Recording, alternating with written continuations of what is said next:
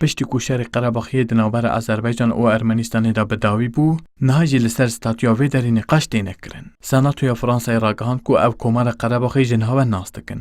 لی ترکیه وی که به تندی رد دکن. لگل وی که نوانده چاودیری و هیزین آشتی پاریز جی کو ترکیه و روسیه دی آوا بکن هیچ زلال نبویه. هر وها به بریار پارلمانتویا ترکیه ارتشا ترکیه جی دی ساله که لآذربایجانی بمینه.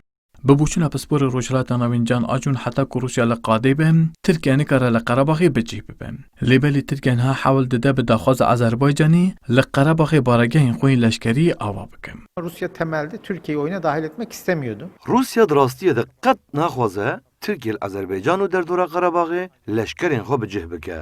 Di mijara hêzên aştîparêz û navenda çavderiyê de jî Rusya ji hebûna Tirkiye aciz e.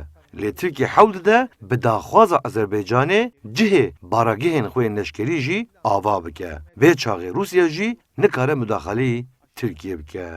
لگل وی که لسر گوتنا کمارا قرهباخی جی پسپور سازیا لیکولین استراتژیک میتات اشک جراگهاند کو هیچ لقاده آرامی یک پیدا نبویم و او گوتن جبو آشتی که ماینده خطرم. هر وها اشق دبیجه لقرهباخ و هریمی چارەسەری و آشتی تنه به دست روسیه و ترکیه چینابه.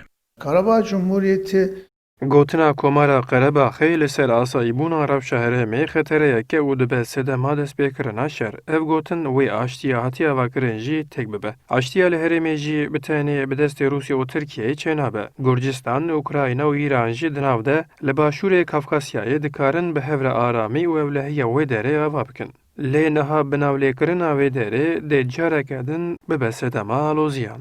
دناوبر آذربایجان و ارمنستان دل سر قرهباخی د 27 ایلونی د شهر درکته بو او اف شهر کو نزدیک 44 روزان بردوام کری به حول روسیه بداوی بو. نهاجی دناوبر ترکیه، روسیا، فرانسه و چندین ولاتین اروپای دم دمجار قرهباخی چاو بیچاره سر کرن جه مراقیه. ورال erişmiş. Kürdistan 24 Ankara.